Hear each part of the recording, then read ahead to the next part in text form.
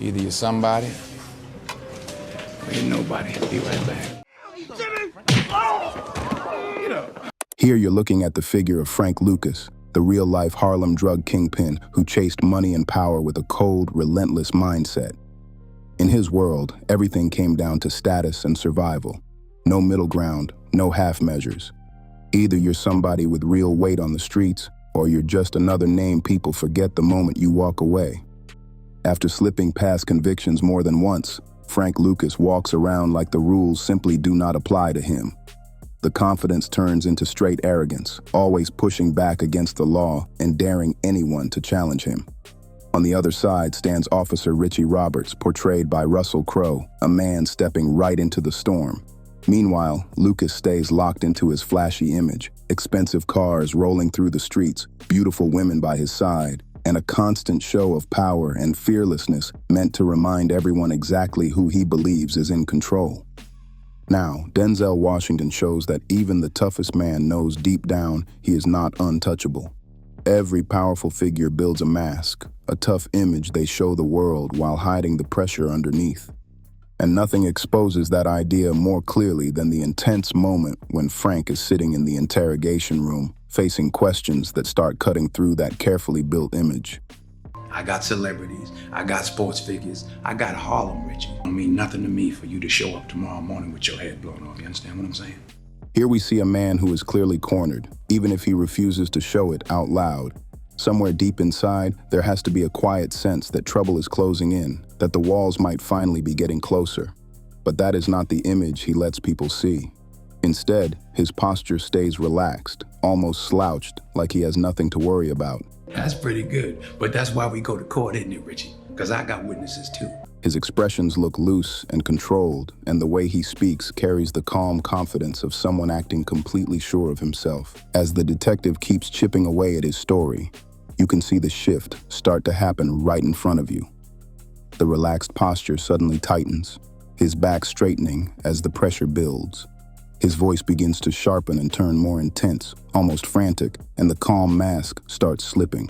What began as a controlled conversation quickly escalates, with the interrogation pushing into direct threats and rising tension. This is a man who has spent years shaping his world exactly the way he wants it, bending situations and people until everything moves in his favor. Because of that, it becomes hard for him to accept a moment where he no longer holds full control. The idea of someone else running the game clearly hits his pride. But Frank is also sharp and calculated, and sooner or later reality starts settling in. You can see the shift again as he pulls himself back together, his face calming down and his responses becoming slower and more controlled. Then he looks across the table and asks, "What can you promise me, Richie?" Denzel Washington delivers his performance with a level of subtle control that pulls your attention straight to his body language more than the actual words he says. The real story often plays out in the small movements, the posture, the quiet shifts in expression. Look at the tense scene in the third Equalizer film. His movements are so precise and measured that it feels like every step is carefully planned, even when the character looks relaxed. The control is almost surgical. And this moment is just one scene inside one movie within one of the most powerful acting careers ever built. Now, there are other actors who master subtle performances just as powerfully. Names like Anthony Hopkins, Tilda Swinton, and Viola Davis immediately come to mind. Each of them has that same ability to say so much with the smallest look or movement. And interestingly, they all share one key foundation that helps shape their craft: strong roots in theater. The stage demands a much deeper level of control over your body, your voice, and every expression you show. When you are performing in theater, there is no safety net and no second try. Unlike film, you only get one take, and the audience is watching every second of it live. Denzel Washington. The Oscar goes to I Love My Life, Denzel Washington.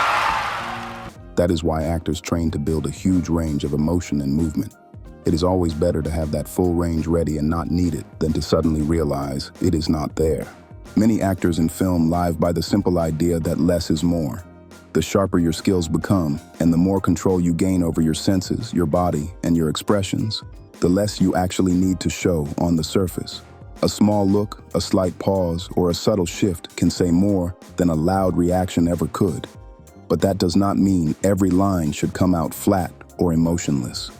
The real skill is knowing exactly when to hold back and when to let the emotion break through. But real people are usually far more reserved than what we see in exaggerated performances.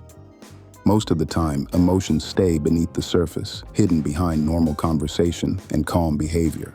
People rarely show their true feelings out in the open unless they are pushed to their absolute limit. What the hell are you doing in my house if you hate me so much? And that quiet tension is what makes subtle acting feel so real and powerful. This instinct for self-preservation can shape a main character in different ways. Sometimes it makes them more passive, holding things back and staying careful. Other times it pushes them forward, making them take control of the moment.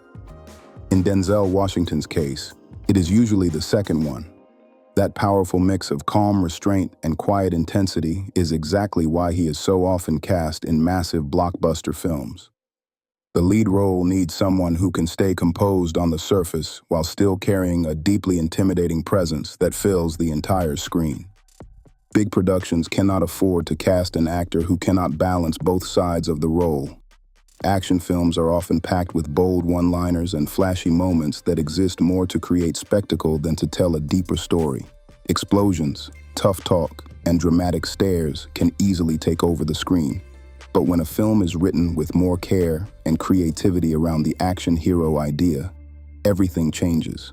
Suddenly you need an actor who can communicate the message through presence alone, someone who can deliver the impact of a scene without needing to say much at all. You need someone who brings serious restraint into the performance, someone who does not need loud reactions to control the scene.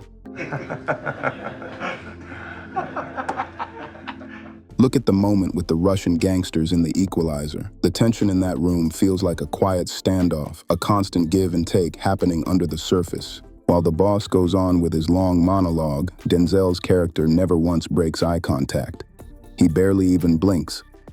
Instead of reacting with big gestures, the only signal we see is a small, skeptical tilt of his head. It is subtle, but it carries a clear message that he is not impressed. At the same time, the camera cuts to the others slowly preparing to arm themselves, and you instantly get the feeling he notices every single movement in that room. His awareness feels razor sharp. The only moment his instincts slightly relax is when he realizes the conversation is finished and the other side casually shrugs him off. Of course, that moment of calm does not last long. But this kind of intensity is not limited to action films alone. Fences is packed with powerful monologues and stands as one of the strongest examples of Denzel Washington's range and restraint as an actor. With years of experience playing the character Troy Maxon, he slips into the role so naturally it almost feels effortless.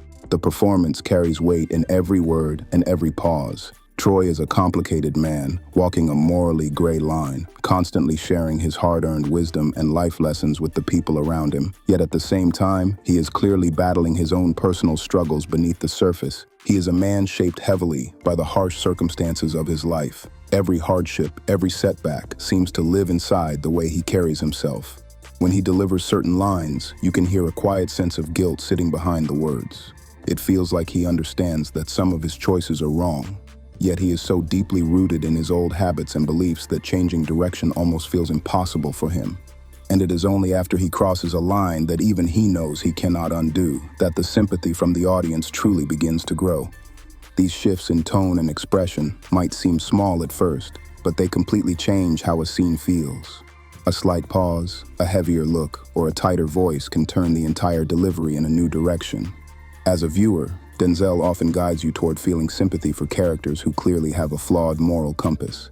They are not perfect heroes, and that is exactly what makes them so fascinating to watch. These roles often leave you questioning your own judgment about right and wrong. Look at the ending monologue in the 2012 film Flight. Because I drank the vodka. He blinks and sweats like that of a man suffering from withdrawals, and during the more intense moments, we even hear his voice crack. Because I'm an alcoholic. After a long investigation, Whip Whitaker, played by Denzel Washington, can no longer run from the truth closing in around him. He is a pilot struggling with alcoholism, and his destructive habits have led to devastating consequences. Sitting on the stand, he tries to hold himself together and keep that calm image intact. But slowly, the pressure starts cracking through his composure until he finally admits the truth and says, "Because I drank the vodka." He blinks rapidly and begins to sweat like a man going through serious withdrawal.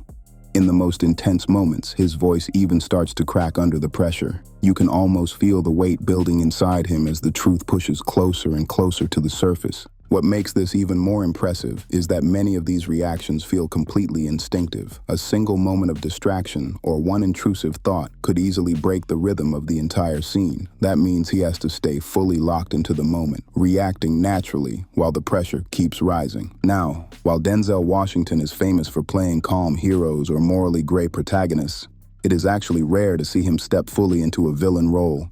From the start, American Gangster already showed us the darker side of Frank Lucas. We saw a ruthless businessman who would stop at nothing in his pursuit of wealth and power. But here is where things get interesting.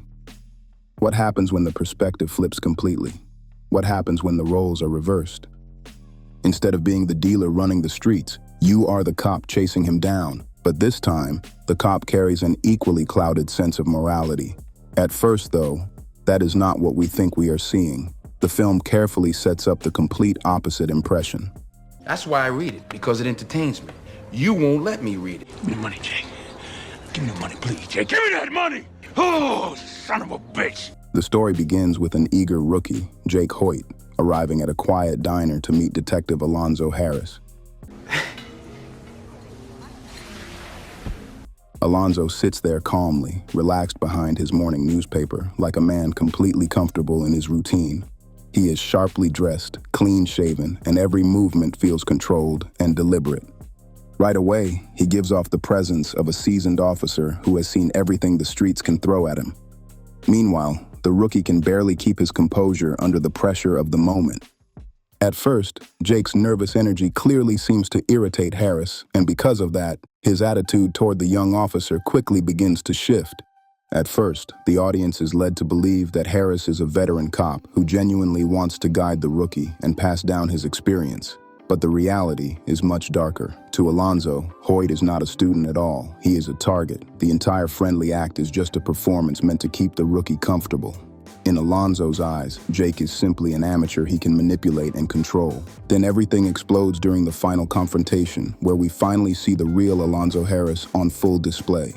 I'm the police! I run shit here! You just live here! The confident authority from earlier begins to crack as the situation collapses around him. Now he stands alone, rejected by the very community he once tried to dominate. What follows is a wild shift in energy. He jumps from reckless hostility to frantic desperation, trying anything to hold on to power for just a few more seconds. His voice rises, his threats grow louder, and the panic starts creeping into every word. "Give me the money," he shouts, clinging to the last bit of control he thinks he still has. But the moment feels hopeless as the sound of police sirens grows closer and closer. These small behavioral shifts are a huge part of what makes Denzel Washington's performances so powerful. He has this rare ability to create sympathy not only for flawed heroes, but even for the villains. Now, don't you go through life worrying about whether somebody like you or not. You best be making sure they're doing right by you. Sometimes it is just a quiet, piercing stare. Other times, it is a commanding monologue that takes over the entire scene. That level of control has set a standard that very few actors, past or present, have been able to reach. It is exactly why his work is studied so closely. And when Denzel Washington speaks about acting, the room often goes completely silent. You don't have to know at 17 what you're going to do the rest of your life. So I worked it out. I found my way to theater. I really didn't see anybody who looked like me. So I didn't aspire to act in movies. Denzel Washington's career began on the obscure stage at New York's Fordham University. But today he is headlining on Broadway. It's like retooling. The lights come up, or the curtain goes up, and it's an actor's medium on stage. He is an incredibly interesting human being. He's had an amazing life. People lean in, eager to absorb even the smallest piece of wisdom from a career that has stretched across more than 50 years. Because moments like that make one thing very clear: we are watching true greatness at work. And hopefully, as time keeps moving forward, we will continue to have the privilege of watching him build on that incredible legacy. Performances like these do not come around often, and every new role feels like another lesson in what great acting truly looks like. If you enjoyed this breakdown, make sure to like the video, subscribe to the channel, and share it with someone who loves great films. And drop a comment below with your favorite Denzel Washington performance. You walk out onto that stage and you're ready to tell the whole story. Whereas on film, it requires a certain type of patience. Bueller. I promised someone that I love very much that I would never go back to being that person. But for you, I'm going to make an exception.